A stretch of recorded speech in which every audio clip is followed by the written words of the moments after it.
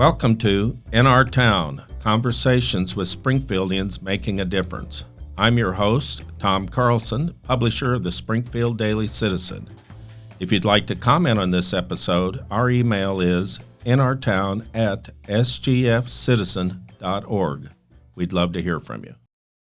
Our guest today is a new president of Missouri State University. Biff Williams comes here from Utah Tech University, where he served as president for 10 years. During his tenure, the university added over 200 new academic programs, 43 new buildings were built, and enrollment doubled. It's no surprise that he was the unanimous choice of the Board of Governors for Missouri State University. Since July 1, his first day on the job, he's dived right in. He's taking a crash course to learn about the community and for the community to learn about him. And he's already mapped out his job description for the next year. He's going to be overseeing the transition to the new football conference, Conference USA. He's got the board approval to work on a 5-year strategic plan. And right now, he's working with the management team to ensure that they're all on the same page as they engage in this new effort. Biff, welcome to In Our Town. Thanks for having me. It's my pleasure. First, why did you want to be president of Missouri State University? Well, I had been here about 25 years ago. I was a consultant for the Athletic Training Education Program. Gary Ward, who was the program director there, had hired me, and so I came here to do a mock accreditation visit. And I got to know the Athletic Training Education Program, but I also got to see the community. I got to know a lot about the university. I met the president and the provost and the dean, and there was just such an energy and an excitement here, and the hospitality. It's the Midwest hospitality. So having lived you're from the Midwest as well. Yeah, I've been in Iowa and Indiana, and so that really resonated with me. And so I had been at Utah Tech for 10 years, and I was starting to look at, what's the next institution where I could go 10 years and then I can retire.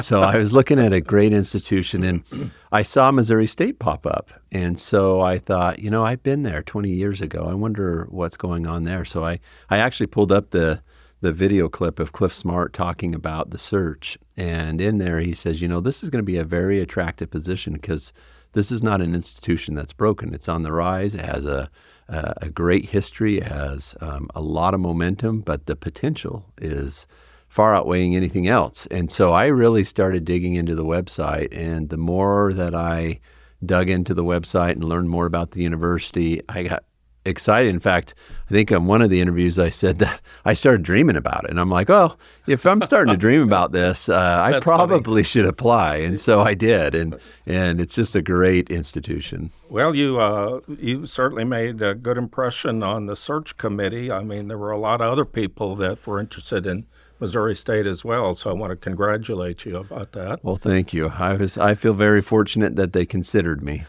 Well, we're all pretty proud of MSU here in Springfield, but like any organization, it's got its challenges. If you were going to do a SWOT analysis, its strengths, weaknesses, opportunities, threats, just without spending a great deal of time, how would you tick those off?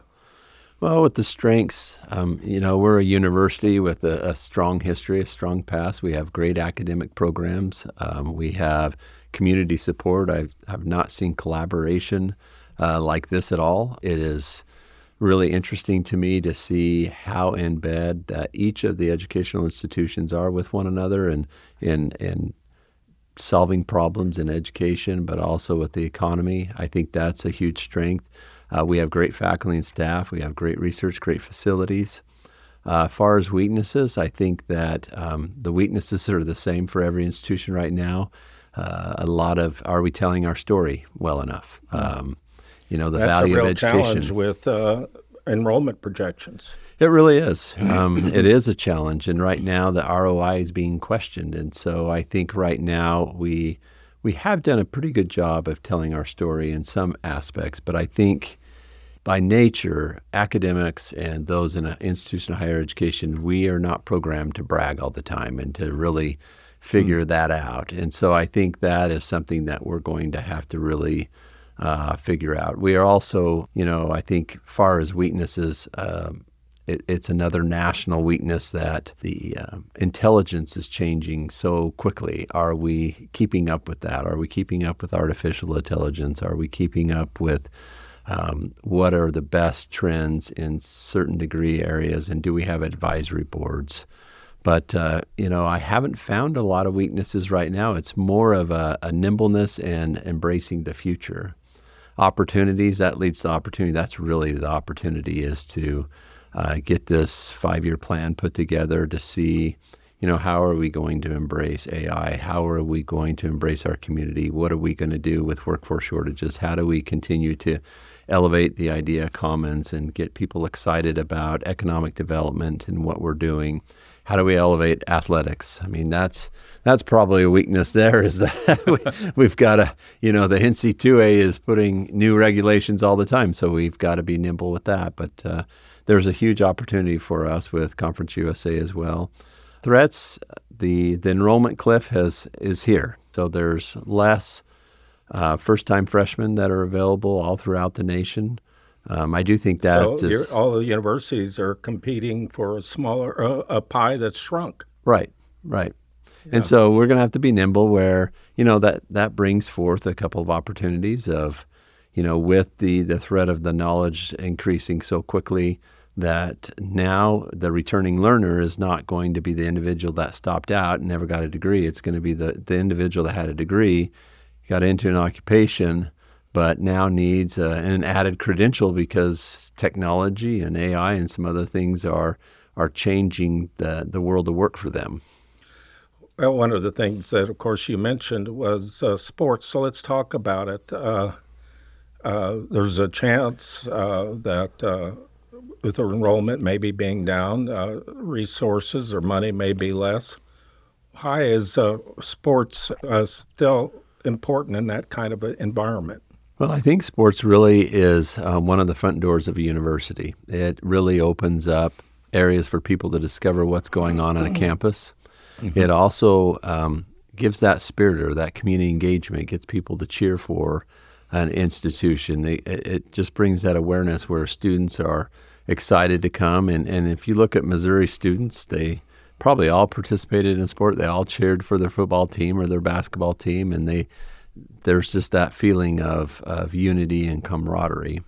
I think, the world of sport is changing where it's going to be revenue generation. And we just announced our new athletic director today, and that was one of the things that I was looking for, is someone that would really have the ability to generate revenue so that... now, he was your pick, right? He was my pick, yep. That was my decision. Okay. So you can't blame that on anybody else. I can't blame it on anyone else. Nope. Well, tell us about him. So his name's Patrick Ransdale. He comes from Appalachian State. He's been in an external relations role there, been fundraising, doing the ticket sales, revenue generation. But he comes with over 20 years experience. He's been at 6 different NC2A Division I institutions. Of note, he was at Central Florida and also Appalachian State when they went from FCS football to FBS football. So he's seen how it's done. He's been part of the team that's done that. He's been, he's studied under a lot of great athletic directors. Danny White, who is the athletic director at Tennessee, who actually came today, flew here to be there, and I think that says a lot about Patrick. But he has worked with some of the best athletic directors, and he comes with a passion, with an energy, with a vision. Throughout the interview process, he provided me with a 54-page plan. And I was pretty impressed with what he wants to do and what he thinks needs to be done. And I thought his assessment of where we're at as a Department of Intercollegiate Athletics was spot on. Well, what will his first job be? So his first job really, and I'm going to encourage this because I've been doing this, is really listening and getting to know the environment, to start building those relationships. Not be too quick to change things, but to learn about the why behind things. And of course, he'll be able to make some changes pretty quickly, but really getting to know the staff, learning about the staff. He has a really good staff. Getting to know the community, the relationships, the sponsorships, the businesses that we've been partnering with. But in short order, he'll need to be able to create a strategic plan for the department as we're going into Conference USA. That is one of the requirements, is to have an updated strategic plan on how we're going to transition into that conference. When this was before you got here, the decision was made to move to Conference USA. It was reported that it was going to be revenue neutral. Do you think it will be? Right. Well, with inflation, I saw the document, and I saw where they derived the revenue neutral. If all things stayed equal, that document basically says we're going to be revenue neutral. But with inflation and with everything that's happening in the world today, I don't think anything can be revenue neutral. I just don't think that's a possibility. But I think what they were stating is that if we stayed in the Missouri Valley, the same investments that we were going to have to make are the same investments we're going to make in Conference USA. And so I understood, looking at the application process, that this will be revenue neutral. We also had a generous donation for the application fee from Tom Strong, which is he's a huge supporter of ours. And so, revenue neutral, I think, is something that, yes, we can demonstrate that if all things remain the same, sure. But of course they never do they? Yeah, but also Everything changes. It doesn't take into consideration of what level we want to compete at. And so it will be my job and Patrick's job to really come in and do an assessment of the athletic department and decide at what level do we really want to perform, and then how do we get there? Are there budgets that need to be tweaked, and where does that revenue generation come in?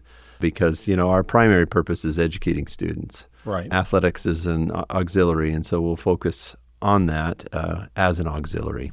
That's right. I mean, that's why you're there, is to educate students, which brings up the question, I guess, did you get pushback from the faculty on this move? For Conference USA? Yes. So I wasn't here when they announced it. So I was back in Utah, and I personally didn't get any pushback. I'm not aware of what the conversations were. I think the conversations that I heard the most about this was a surprise to us. We weren't in the know, which, if you look at it, it had to be confidential. Because if you start saying that Conference USA is considering you, and then it starts getting out, people start fighting against you, or there's other schools that try to get in front of you, and so it had to be confidential. And that's a good point. I've got to give great praise to Kyle Motes and to President Smart. It didn't get out. And so they really did their due diligence. They really took the charge from the Board of Governors to look at this. And they kept quiet. No one really knew. When I was interviewing, I had a lot of individuals that came up to me during my interview or reached out afterwards to say, Springfield really wants to go to an FBS league, and that should be one of your first orders of business. And so no one really knew that was going. And so I can't say enough positive things about Kyle and Cliff Smart keeping that secret. I had a friend once that said, if you want to keep a secret, you can only do that if two people know and one of them's dead. And so my definition of the secret is something that's told one person at a time. Yeah, that's right. So how does this NIL, name, image, likeness change play into all this? It's just a moving target. And so it does. I mean, for our listeners, briefly, what does that mean? Maybe not everybody knows what we're talking about. So name, image, and likeness, our student athletes can receive payment for, a car dealer can come and say, I want to put you on a brochure, and then they can give them funding to do that, and they can pay. And, universities, some of these student athletes are making millions of dollars. I mean, if you're looking at University of Texas, I can't remember what the Manning quarterback is making, but I think he's probably making more than he would do as a rookie. And he hasn't played yet. I don't know those numbers for certain, but that's just kind of the feeling that I got and heard over the waves of the radio. But we are going to have a collective for each of our sports, mainly football, women's basketball, men's basketball. It's starting to creep out into some of the others. And with the portal, too, it combines where the student athlete can get in the portal and they can go wherever they want if another team wants them. And so There are some that So are, they can dangle some attractive stuff in front of him. yeah, they can just say, I'm going to get out in the portal and see who pays me the most. And there might be an institution that says, I really need a new center and I'm willing to pay. I have a donor that's going to give me $1 million to get that center to come here. And that's what happens. That's what a change. Well, a lot of subjects I want to touch on with you today. Are you far enough in that today is August 30th to tell us what enrollment looks like for this semester? Yeah, so our census will be September 25th, and so we have a lot of moving parts right now. So right now we have our concurrent enrollment that are being registered, and so that will be right up to, these are the high school students that are taking college classes. So that's hitting. We also had our China campus is still registering students in China. And so it's just ebbing and flowing. And then some students are coming in late, so the first 2 weeks. And then there's some students that, this was the wrong thing for me and they're dropping out. But so what are your projections? Our projections are going to be flat or a little bit down. The FAFSA was really a hard thing for us. And the FAFSA, for our listeners, it's a federal free student aid program that got tweaked and fouled up a lot of universities in trying to process student aid applications. Yeah, and I think most people were 2 to 3 to 4 months late and telling the students on what their student aid would be, and we definitely saw a hit in that. So it's that adds some difficulty to that, and so we're going to be anywhere from flat to maybe about 1% or 2% down. Okay. You've mentioned a couple times today artificial intelligence. Nobody was even talking about that till about a year or two ago, and now then all of a sudden I'm hearing about students being accused of plagiarism and that sort of thing. Frankly, in the legal field, I've heard of a couple lawyers that used artificial intelligence to put legal briefs together and to cite certain case law which didn't exist, and they reprimanded, maybe even have their license suspended. But it seems to me, and I want your input on this, it seems to me we've almost done a 180 on this thing now. And rather than try to keep it out and make sure that students aren't cheating or using it to write their exams, now we're embracing it. What's going on? Yeah. Well, it's like with anything, this is not new in history. If you go back in time, there was the same reaction with the calculator. If you remember the math teachers, they were losing their minds and they didn't have to write out their math. How dare you use this little device? And there was probably something about slide rules before that. Oh, yeah, absolutely. And so technology is here to stay. And I think our faculty have done a really good job at embracing it and how do we use it as a tool.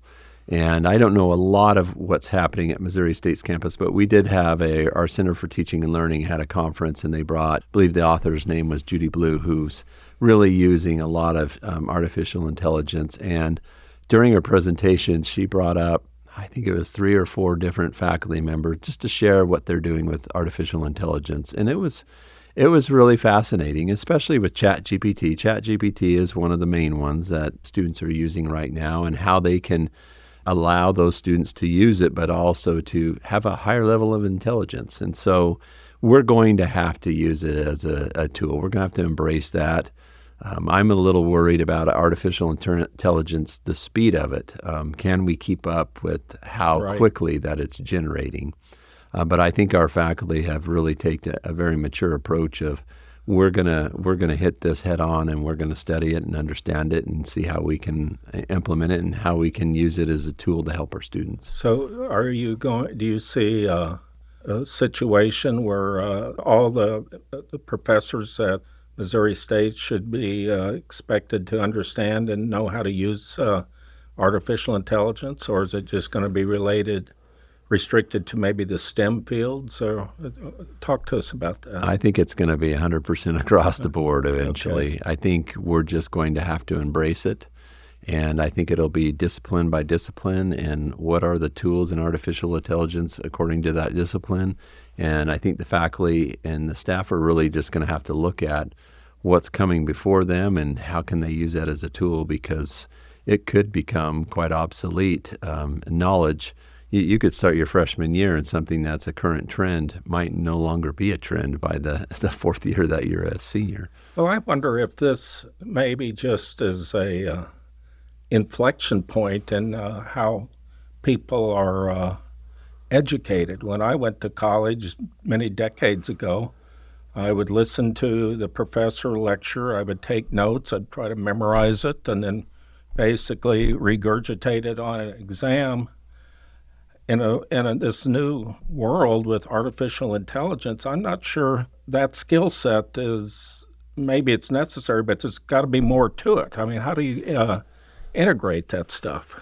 Well, I think it's just looking at what the technologies are coming out and trying it out and seeing how it functions. At an alumni party, I had an alumna that came to me and said her son just started, but he had dyslexia, and so he went to get some help, and they have a technology that will actually record the lectures and will organize the notes, and he can go back. It'll type them out. It'll create flashcards. And so I think technology can be really good. Mm-hmm. It's just a different way of learning. I mean, I was a note taker and created my own flashcards, but technology is advancing our world where we're not going to have to do as much of that work. But the nice thing is, and this is a Biff's belief, this is not anybody's. Is this a Biffism? This is a Biffism, that I think that the level of intelligence, it's just going to be a higher level of learning as we progress with technology. We're going to be able to learn more and a lot faster. We'll be right back after this short break. Hi, I'm Carly Minter, and I am the Marketing and Development Manager at the Springfield Daily Citizen. I have been working in nonprofit for 10 years, most of them local in Springfield, and giving back to the community is something that is very, very important to me. When I started at the Daily Citizen, it was great because I got to move into a new branch of nonprofit news, and it's been really exciting to get to learn. I come to work in the morning and I enjoy my day with all of my coworkers. We're very lucky here in Springfield to have so many great organizations that want to partner with us, and so I get a little excited and I want to do everything. So the hardest part is narrowing it down. Then I go home and I have a rambunctious little one. He's very actively involved in everything that I do. So that is my whole day, is him.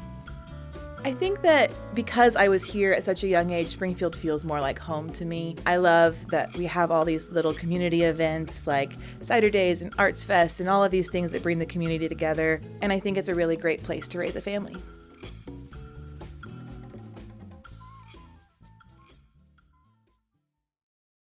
One thing I want to just touch on, the university was really emphasized in recent years DEI, diversity, equity, and inclusion. Mm-hmm. But in 2003, the United States Supreme Court basically held that those programs in a university setting were sometimes unconstitutional. So in view of that, what do you see is the right role for the whole DEI program? And how do you implement it? Well, I think the DEI programs, where they came from, is really helping students that need assistance. And if you look at the data of universities in the past, there are some populations that were not as successful. And so institutions of higher learning were really trying to look at, okay, are there subpopulations that are not being successful? And so what types of programs should we offer that might help them be successful and get their degree?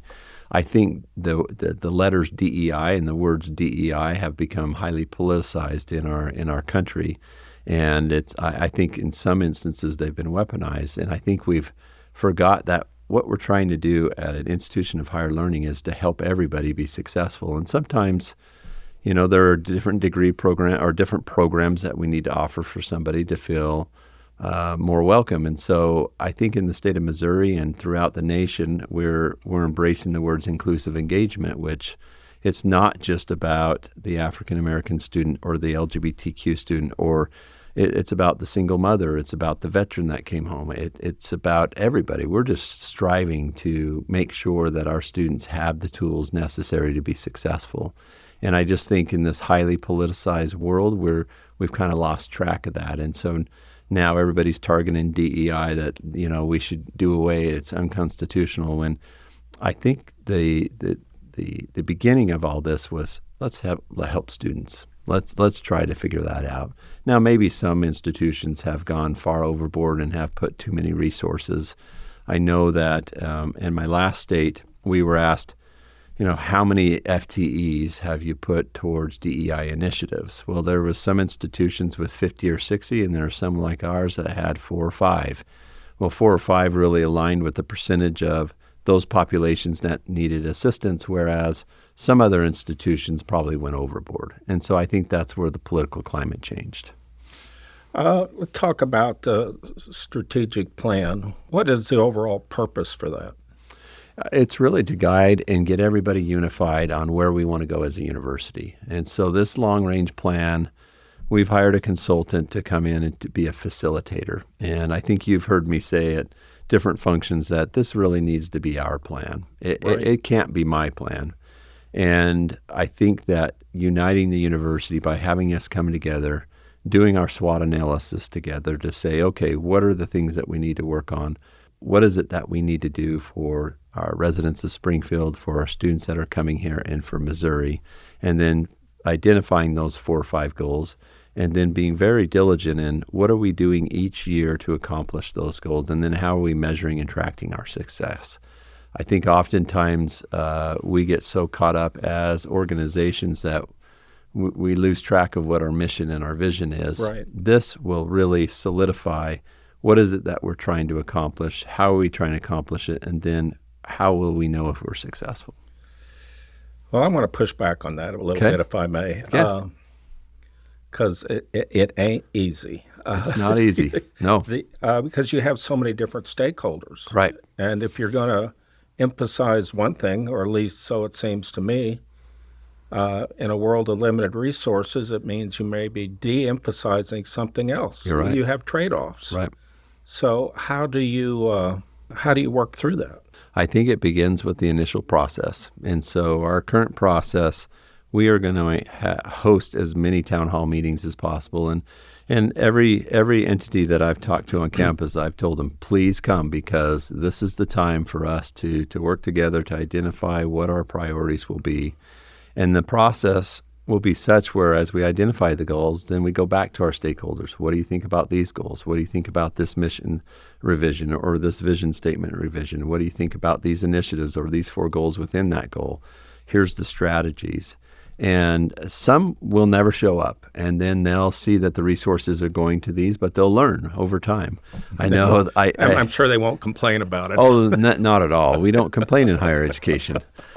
But what I learned at Utah Tech is I started there in 2014, and we had 2 very successful strategic plans. And just to kind of give you a sense, in the 10 years that I were there, because we created our plan, we went from, as you mentioned in the intro, 200 academic programs. That just doesn't happen. Double of state appropriation. We went from just over $50 million to over $100 million from a state appropriation. States are no longer appropriating money at that level. They're diminishing it. But we built or renovated over 42 different buildings. It was our plan, and because it was our plan, the legislators got excited about it, the stakeholders got excited about it, the faculty and the staff. Now, after that first plan, those that were curmudgeons, they jumped on board for the next plan. They saw, okay, we are actually this is going to be the funding model, I imagine that's going to happen. You're either on the train or you're at the station. Right, absolutely. But I think if we're unified, we will be able to accomplish more than if I just come and say we're working on these 3 things, get on board or don't. Well, I may be getting down in the weeds a little with you on this, but maybe it's just because I have particular interest in the process. But so I was thinking about this before the interview today. Some idea is placed before the division that deals with science, let's say liberal arts. And so there's an idea we're going to focus on X. And you've got, so the professors come together, 60% want to do it one way, 40% reject it. So next is a dean called the balls and strikes. And then it works its way back up to the provost. How do you see that kind of process going? Or maybe I just don't understand it. So the process now is going to be a university process where we'll have probably a committee of 20 that has representation all across the university, and their role and responsibility will be helping people understand where we're at in the process, and please come and provide feedback.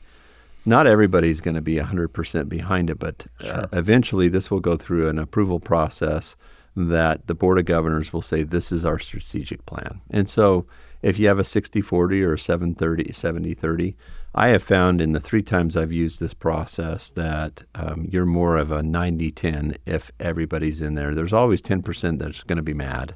Right. But if you really take the opportunity to educate everyone and get them involved from the beginning, and then if you stick to the plan, but soon as that I announce there's these 5 goals, but then I have a pet goal and I'm giving all my money here, they cry foul and nobody's working on the plan. So my role will be making sure that we stay within the plan.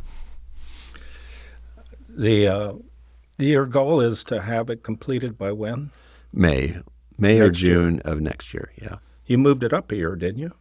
Yeah, so when I was setting my goals with the Board of Governors, one of the goals that we had is that where are we at with our current long-range plan? Now, we've made so much progress with the academic realignment, with Conference USA move, with what we've done with our student initiatives. It seemed like it was timely that you have a new president coming in. We've had all this success. Let's start the new plan. Biff, I want to be conscious of the time that you've very generously given us today. Before we bring it to an end, is there anything that you want to talk about that I failed to ask you? You've been very thorough. Oh, this has been great. Well, thank you. You're very kind. Well, thank you for being our guest today In Our Town. Yeah, thank you. That's it for this week, and many thanks for listening. If you'd like to listen to other episodes, you can visit the Springfield Daily Citizen website at sgfcitizen.org/In Our Town, or subscribe wherever you get your podcasts.